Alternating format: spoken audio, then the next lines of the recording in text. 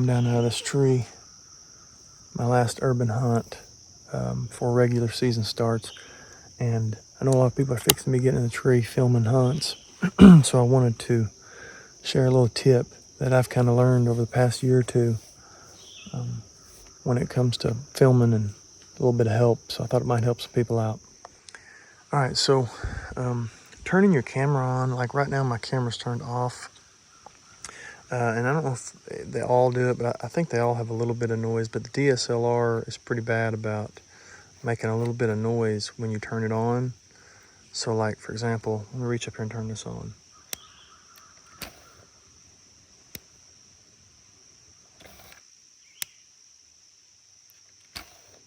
So there's kind of a click when it comes on and the actual lens comes out.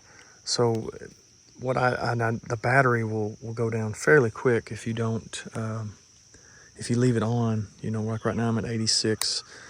I try to leave mine off until I absolutely need it, and then I'll turn it on. But you know, as you can see, it's already gone down to 85. So you don't want to just keep it on all day, or you're not going to have any battery left. So what I've been doing is I leave it off, like, you know, so for example, this morning hunt, from 6 to 7, I would leave it on. From 7 to 9, I'm gonna turn it off because the movement is either happened or, you know, the odds are it's not moving at that point. So I generally would leave it on when I think it's game time or when I think there should be deer moving.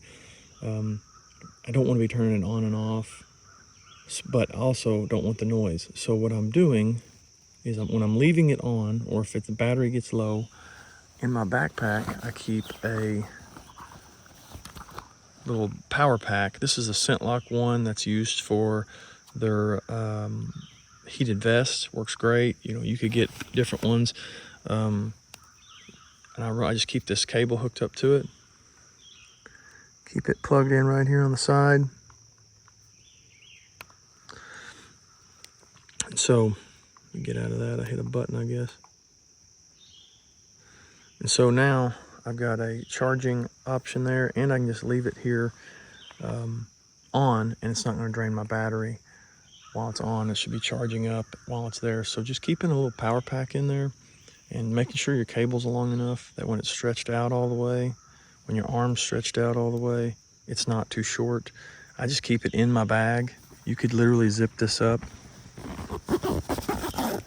you know, have it in your bag and just keep this cable hanging out. You could put it in like your water bottle pouches on the side, just whatever. But having a power brick, having a cable that will charge your camera, and just leaving your camera on instead of turning it on and off when you think the deer are going to come in. And like I said, when it's not go time, when you think that, you know, the movement should have happened by now, but I'm going to go ahead and hunt till 9 or whatever, not a big deal. Turn it off, turn it back on when you hear deer coming, or if you think deer are coming. But I know I don't want a mature buck there and hearing this click, and this click of this lens is coming out, especially when it's real quiet right at shooting light.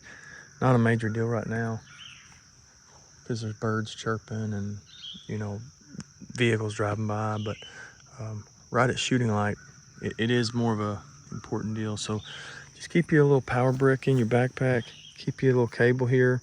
You never know when that battery's going to run dead. It's always nice. And plus, you can charge your phone with it. I use it for my heated vest. Always a good idea to keep something like that stored away in your pack.